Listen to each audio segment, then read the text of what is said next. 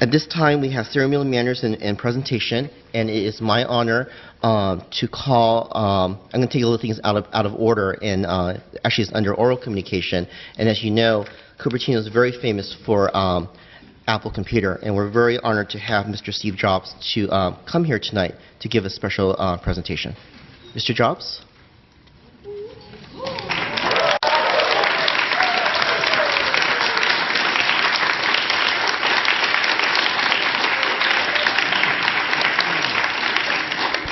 Welcome, Mr. Jobs. It looks like you have a fan club here. Thanks, yeah. Thank you.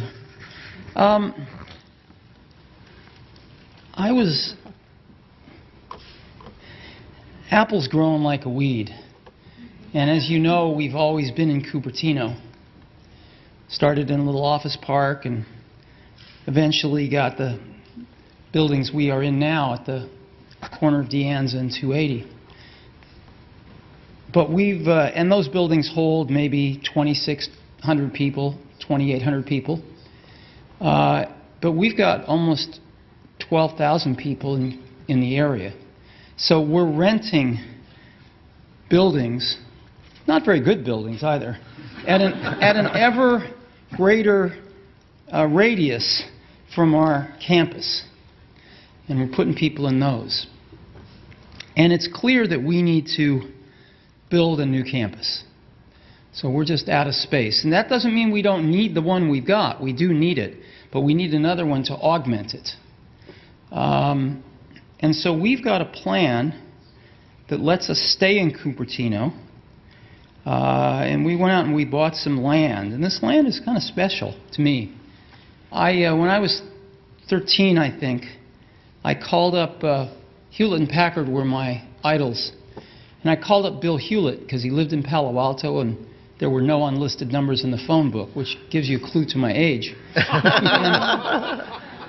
And he picked up the phone and I talked to him and I asked him if he'd give me some spare parts for something I was building called a frequency counter. And he did, but in addition to that, he gave me something way more important. He gave me a job that summer, a summer job at Hewlett Packard, right here in Santa Clara off 280, the division that built frequency counters. And I was in heaven. Well, right around that exact moment in time, Hewlett and Packard themselves were walking on some property over here in Cupertino, in Prune Ridge, and they ended up buying it. And they built their computer systems division there. And as Hewlett Packard has been shrinking lately, they decided to sell that property and we bought it. We bought that and we bought some adjacent property. All used to be apricot trees, apricot orchards, and we've got about 150 acres. And we would like to put a new campus on that so that we can stay in Cupertino. And we've hired some great architects to work with, some of the best in the world, I think. And we've come up with a design that puts 12,000 people in one building. I mean, think about that. That's rather odd. 12,000 people in a building, in one building. But we've seen these office parks with lots of buildings, and they get pretty boring pretty fast. So we'd like to do something better than that. And I'd like to take you through what we'd like to do. So this is supposed to work here. There we go. Can you see this? Yep. Yes, we can. Great. So here's where we are today, which is on Infinite Loop Drive, again at the intersection of De Anza and 280. Mr. Jobs, you can actually draw on the screen. That's how high-tech we are. Oh, good. Use your finger. So instead of pointing in the air, you can just draw. I don't really need to draw on the screen. It's okay. You can see it clearly. And what we've done is we've bought this land right here. We tried to buy the apartments in the corner, but they're not for sale, so we couldn't buy those. But we bought everything else.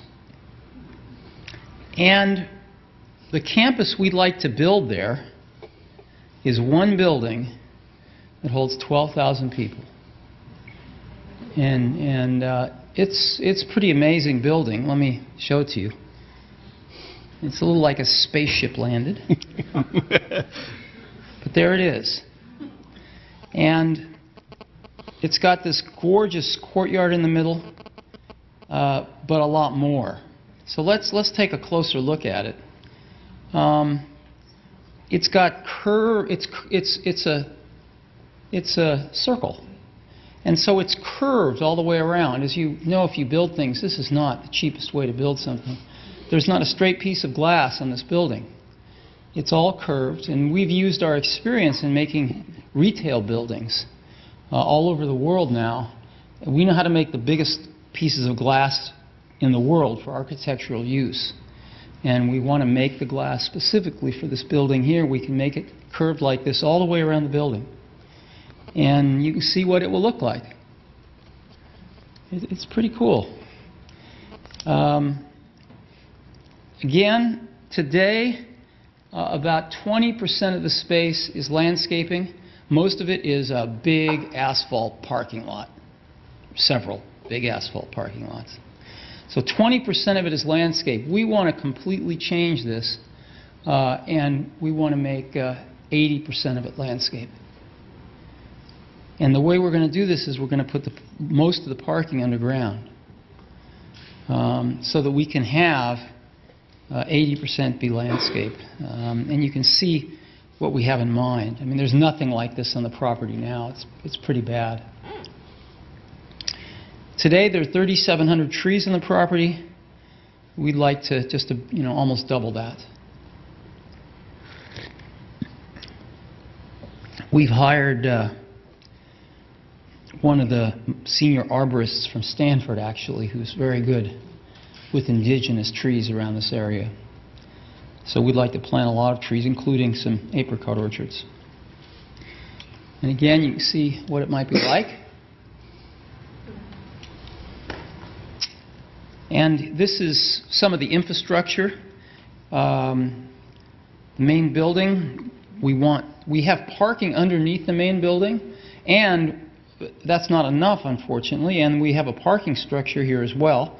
The building's 4 stories high, as is the parking structure, so there's nothing high here at all. We want the whole place human scale. It's actually about the same as what we have in Cupertino right now.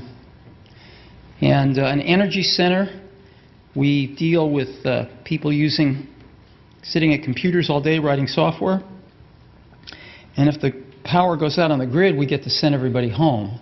So we have to have backup power to power the place in the event of brownouts and stuff. And I think what we're going to end up doing is making the energy center our primary source of power, because we can generate power with natural gas and other ways that can be cleaner and cheaper, and use the grid as our backup. We think that makes more sense. We've got an auditorium because we put on presentations, much like we did yesterday, but we have to go to San Francisco to do them. And a fitness center and some R&D facilities. These are just things where we do testing, and we need some buildings to test in, and there's hardly any people in them. So this is roughly the kind of thing that we're thinking about. And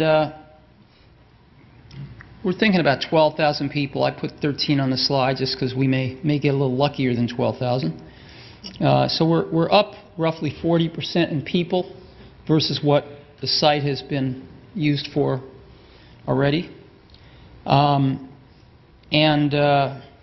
we're increasing the space to 3.1 million square feet, so 20% increase in space. The landscaping, though, increases by 350%, which is nice. The trees by 60%. The surface parking goes down by 90%. And so I think the overall feeling of the place is going to be a zillion times better than it is now with all the asphalt. And the building footprint actually goes down by 30%. So we want to take the space and in many cases making it smaller, or putting more of a desirable thing on the space. And that's what we'd like to do. So just want to give you a look at it. This is a cafe. We have cafes in our facilities, and this cafe will feed the better part of 3,000 people at a sitting. 'Cause that's what you need when you have 12,000 people in a campus. And so that's what we're looking at.